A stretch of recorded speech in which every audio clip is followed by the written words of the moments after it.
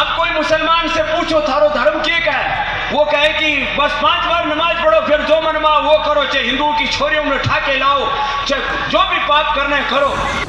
मैंने बयान अभी देखा नहीं, इसलिए उस पर कोई प्रतिक्रिया करने की मुझे आवश्यकता नहीं लगती। देखिए, स्वामी रामदेव जी ने कोई गलत बयान नहीं दिया। उन्होंने जो कहा यथार्थ कहा, सही कहा। बाबा रामदेव साहब का ताल्लुक है तो उनको ये खुद तय करना है कि वो एक धर्मगुरु हैं, वो एक संत हैं, एक व्यापारी हैं या एक राजनेता है।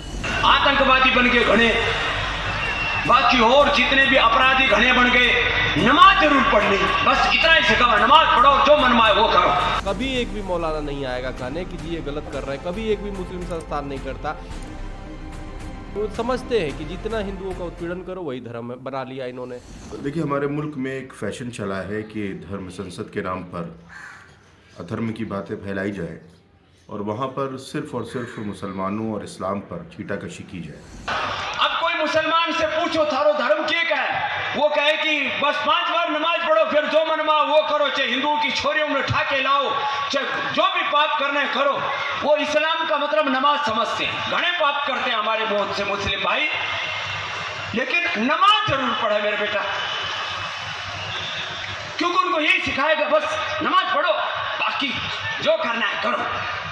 आतंकवादी बन के घने, बाकी और जितने भी अपराधी घने बन गए, नमाज जरूर पढ़नी, बस इतना ही सिखावा, नमाज पढ़ो, जो मनमाए वो करो। हमारे मुल्क में एक फैशन चला है कि धर्म संसद के नाम पर अधर्म की बातें फैलाई जाए और वहाँ पर सिर्फ और सिर्फ मुसलमानों और इस्लाम पर छीटाकशी की जाए।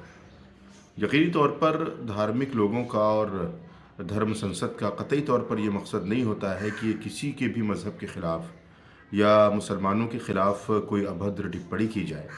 अगर आपके पास अपने मज़हब की कुछ अच्छी बातें हैं तो आप वो लोगों तक पहुंचाने का काम करें।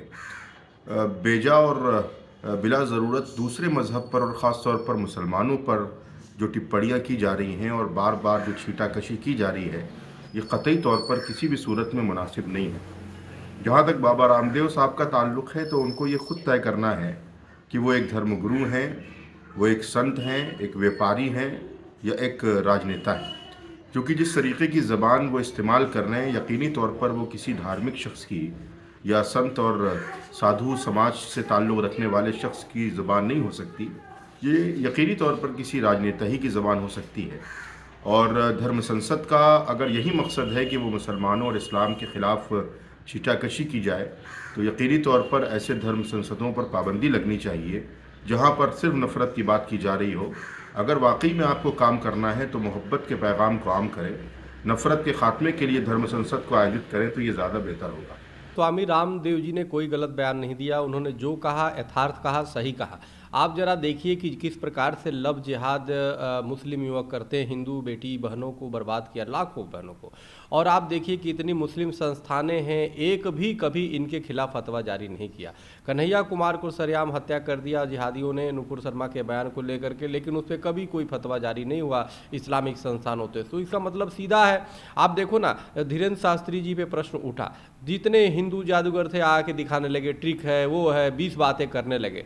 और लेकिन क्या कोई मुस्लिम संस्थानें कभी ये बोलती है कि जी ये जिहाद जो कर रहे हैं गलत कर रहे हैं, कभी बेटी बहनों को वो कर रहे हैं गलत कर रहे हैं? कभी एक भी मौलाना नहीं आएगा कहने कि जी ये गलत कर रहे हैं, कभी एक भी मुस्लिम संस्थान नहीं करता।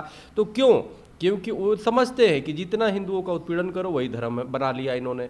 मैंने बयान अभी देखा नहीं, इसलिए उस पर कोई प्रतिक्रिया करने की मुझे आवश्यकता नहीं लगती। इसलिए इस समय आज की तिथि में हम सब लोग सीधे तौर से जो भारतीय जनता पार्टी ने विधान परिषद के इस चुनाव में शानदार सफलता अर्जित की है, इसके लिए मैं एक बार फिर से जो मतदान करने वाले हैं उनके प्रति और जिन कार्यकर्ताओं ने परिश्रम किया है उनके प्रति बहुत आभार प्रकट करता हूं। माझी मुंबई माझं घर Kings my home science Sonapatti इथे सुरू आहे। सर्वसामान्यांच्या खिशाला परवडणारी घरे आजच बुक करा। आज नाही तर कधीच नाही। 41 लाखांपासून 64 लाखांपर्यंत सर्व करा सहित।